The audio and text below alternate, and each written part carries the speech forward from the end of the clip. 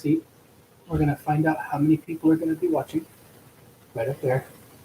Look at your pretty face. There you are. There you are. All right, guys. We're just waiting on arrivals right now.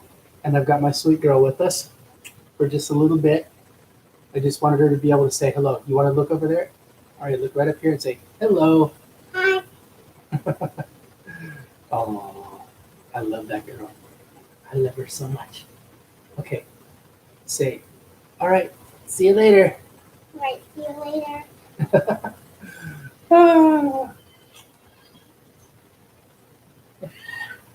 Bye-bye, girl.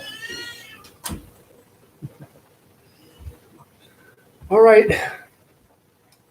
Well, hope you guys are doing well.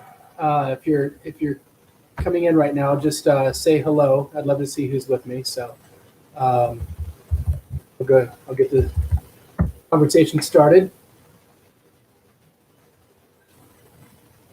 Last week, I realized that I had no light in front of me. And so I just looked like an ominous shadow while speaking the book of Revelation. And it probably wasn't a very pleasant experience. So I'm switching that up today. I found myself a cheap light so that I could get myself front lit and not ominously backlit. So let's see. Hello, everyone. I'm here right now, and I'm just I typed in a hello. If you could respond, I'd just love to see who's with me today.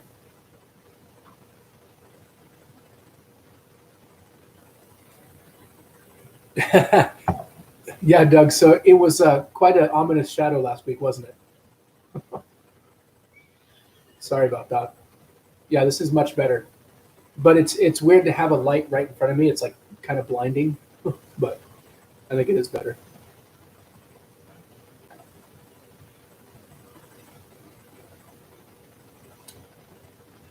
Also, I'm going to be a LaCroix advertisement. Not that I think I could get anybody to drink something, but hey, Kathy, good to see you.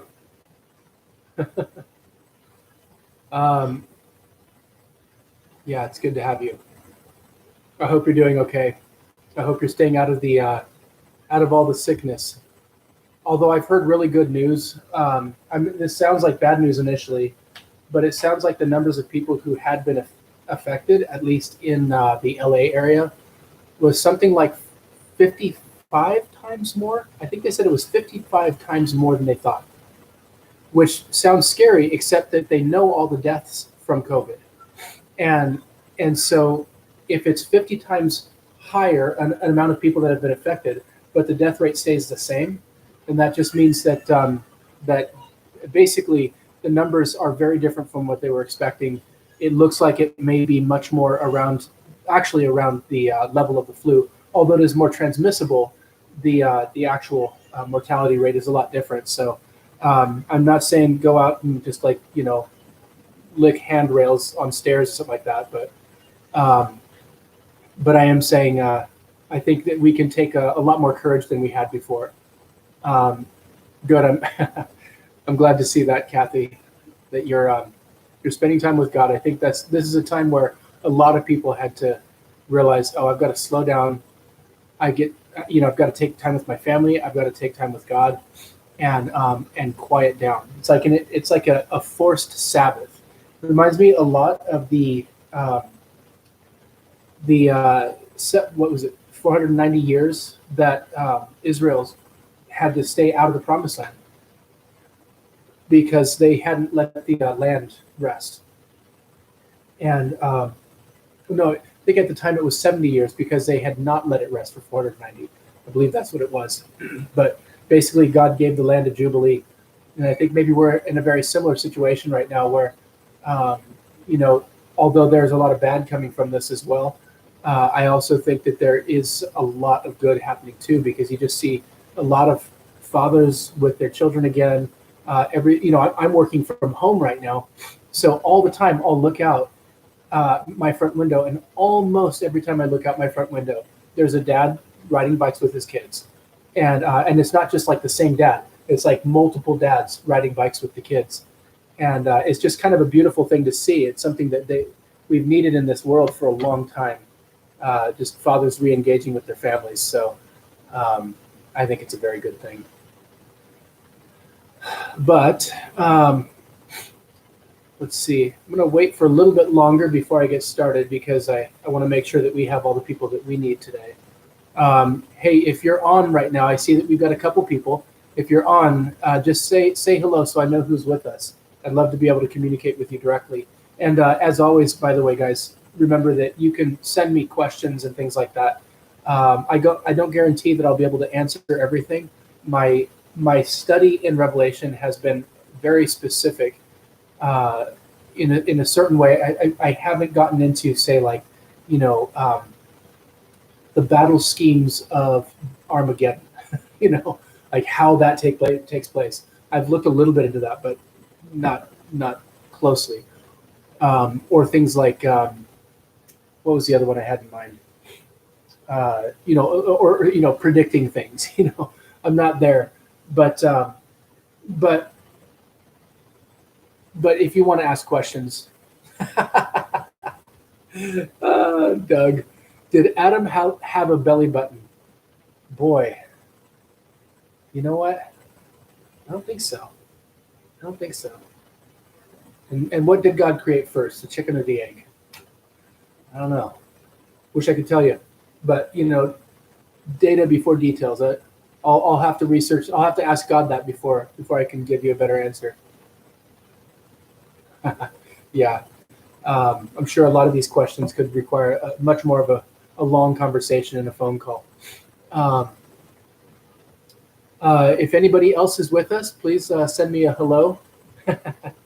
So, Doug, it sounds like you agree with the idea that Adam probably did not have a belly button. I think that might be true, but he sure would have looked weird. Got to tell you, that would have been a strange-looking guy.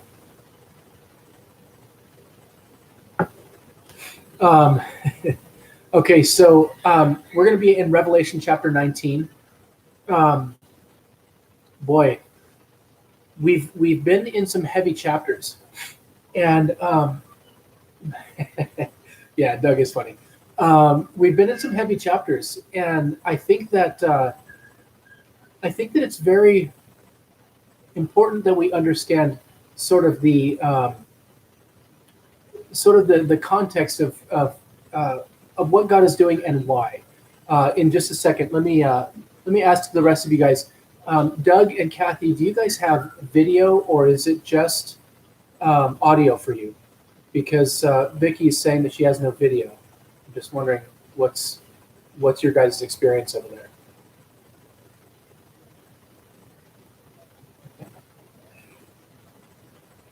Okay, good. Kathy, you've got both. Vicky, you might want to refresh the window, but just use the little cycle button on the top next to the search bar so that you're not actually losing the link. So, but it looks like we've got video for everyone else. So, good. By the way, I got to tell you, I'm really comfortable. I'm really glad that you guys became comfortable with sending in messages and things like that. I know the Sunday needs to be a little bit more, I guess, put together, but I love the conversation here. I wish it were real conversation, but this is better than what it could be. So, okay, we're in Revelation 19. I guess I'll just start by saying the last couple of chapters, like I said, they've been sort of intense. They've been about sort of the end of this harlot called Babylon. And if you don't understand what that is, if you don't understand a lot of stuff in Scripture, it is really hard to understand what's going on there. Because, oh, good, Vicky, I'm glad you got it. Because if